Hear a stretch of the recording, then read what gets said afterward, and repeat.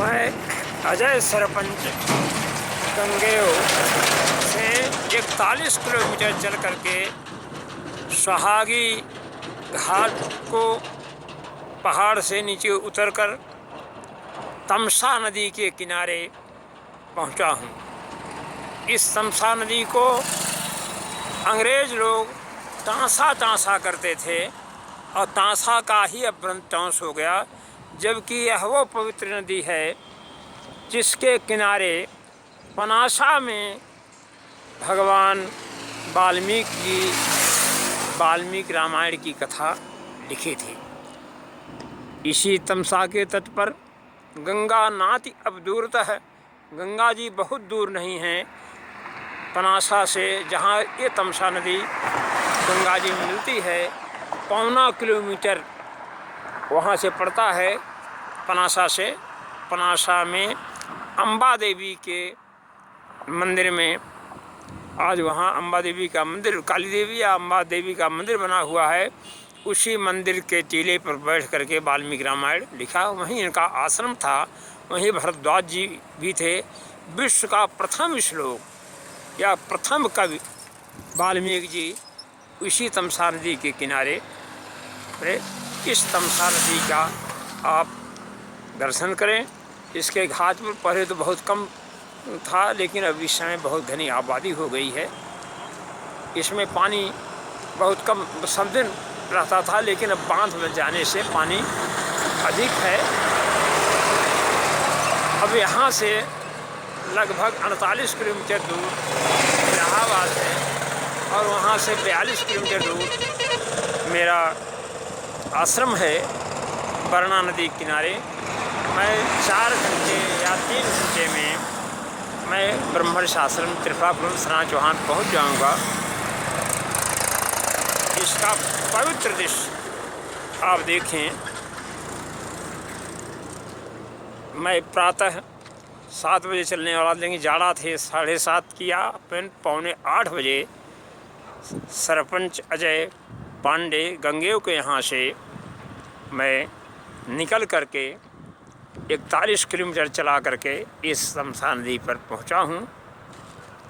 अभी मैं जमुना तट और गंगा तट पर दर्शन करते हुए ब्रह्मर्षि आश्रम पहुँच जाऊँगा और मेरी नर्मदा यात्रा समाप्त पूर्ण हो जाएगी।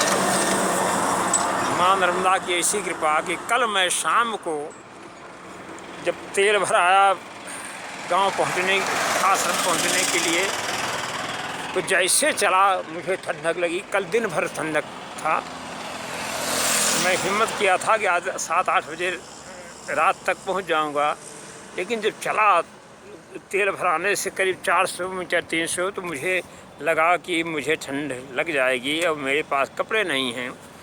फिर मैं एक मंदिर में पूछा तो मंदिर वाला कहा आप रह सकते हैं, लेकिन यहाँ कोई रहता नहीं। तो फिर अपरिचित क्षेत्र में बिना किसी के साथ रहने पर रहना ठीक नहीं। फिर दूसरे आदमी बताया कि एक हनुमान मंदिर है, वहाँ आप जाइए।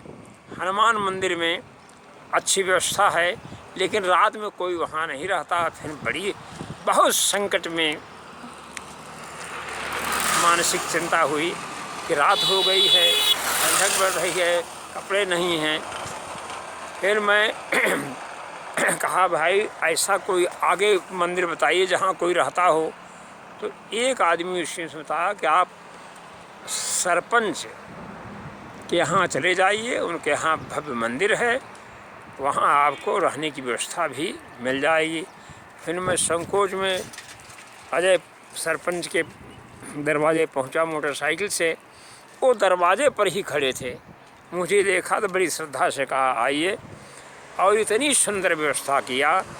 ये माँ नर्मदा की कृपा है, या भगवान राम की कृपा समझिए, या हनुमान जी की कृपा समझिए, या कृष्ण भगवान की कृपा समझिए। क्योंकि मैं रामायण महाभारत और नदियों के 10 नदियों के परिक्रमा का यह पुण्य फल है कि कल मुझे बहुत दिव्य स्थान मिला। और कल मैं 260.7 किलोमीटर चल करके अनूपपुर से आदर्श शर्मा के यहाँ से यहाँ मैं रात अजय सरपंच जी के यहाँ, पांडे जी के यहाँ मैं निवास किया था। अब आज सुबह चल करके आपको ये तमसा नदी का दृश्य, हमारे भारत में 7 तमसा नदियाँ हैं, जिनमें 2 तमसा नदियाँ बहुत पवित्र हैं।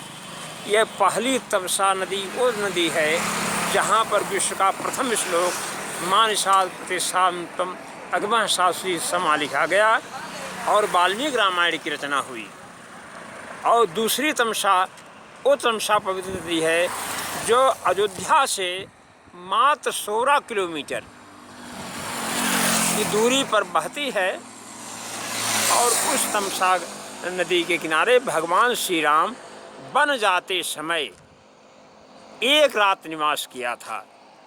चैत शुक्ल पक्ष नवमी तिथि को भगवान श्री राम 27 वर्ष 1 दिन की अवस्था में अयोध्या वाली तमसा के किनारे एक रात निवास किया था।